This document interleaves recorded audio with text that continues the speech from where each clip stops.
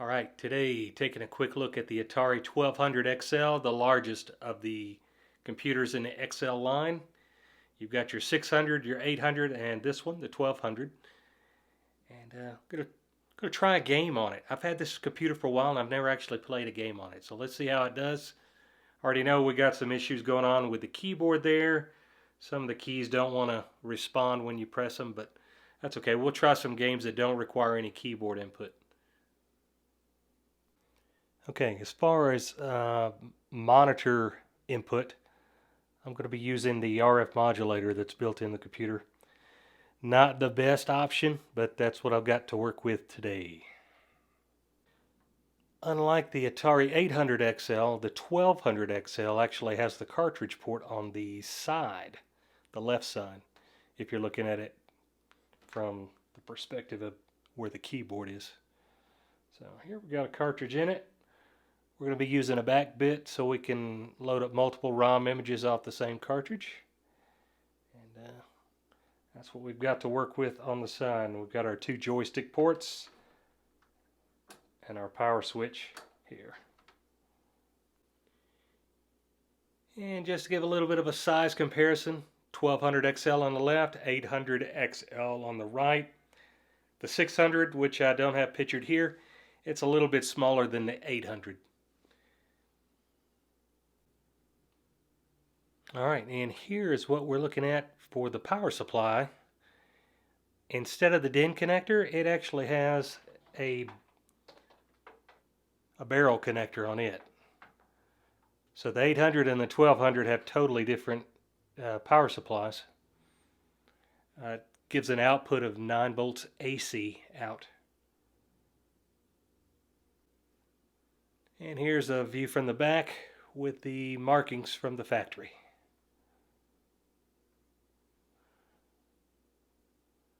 So we've got a 9 volt AC output, and this is the North American version, so 120 volt input.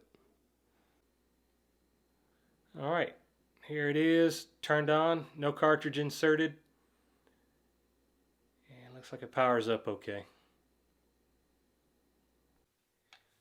Now when I first got this cartridge, I didn't think it played .xex extensions on the Atari, but after a firmware update, it does. So that opened up the door for a lot of ROMs that I only had in that format.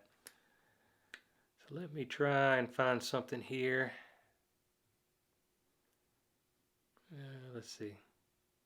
What is this one? It's hard to choose from. I'm looking for Joust.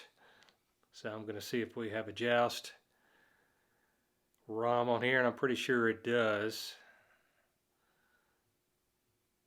And I guess I could, instead of going down like this, I could have went down a page at a time. So here we go. Found Joust. Let me try that one. I'll be using this joystick, which is one of my favorites. This is the cartridge version.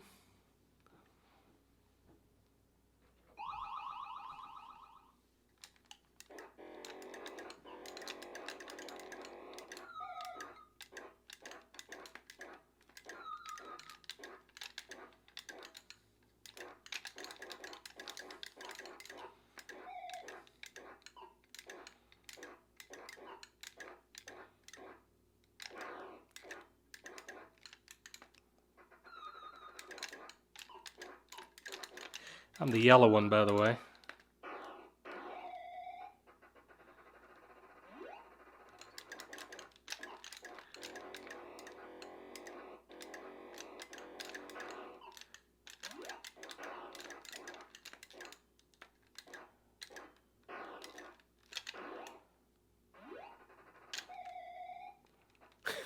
I like how he slams on the brakes and makes that sound.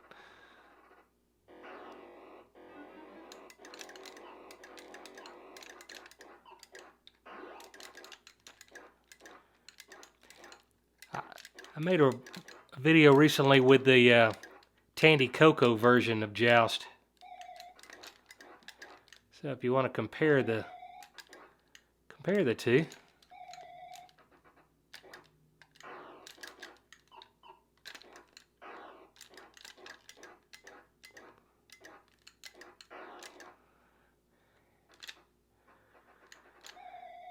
Alright, enough of that. I just wanted to see if it would play a game. This is the first time playing on this computer.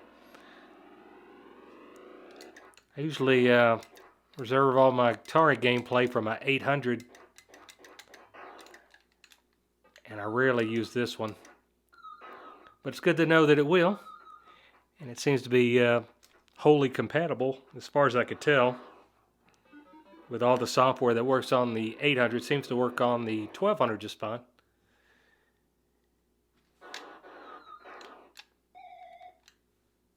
I'm going to jump in the lava. Oh, he got me. And there you go. There's Joust on the Atari 1200 XL. I've got the cartridge version of Dig Dug on here as well. I think I'll give that a try.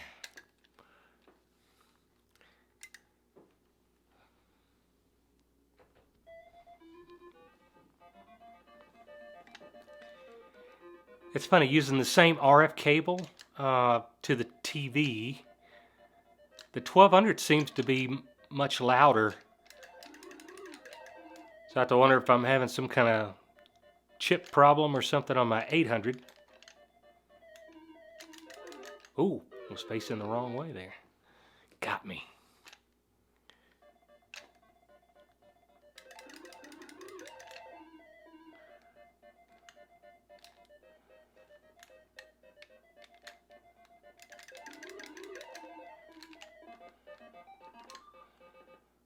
That one's going to try to escape. Got you.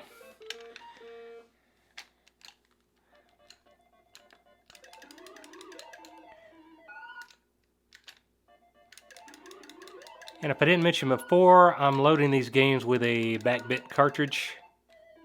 Not a sponsored video.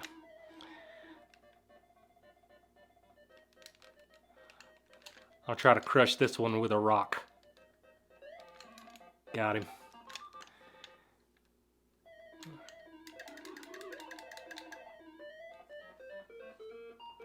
Alright, enough of that.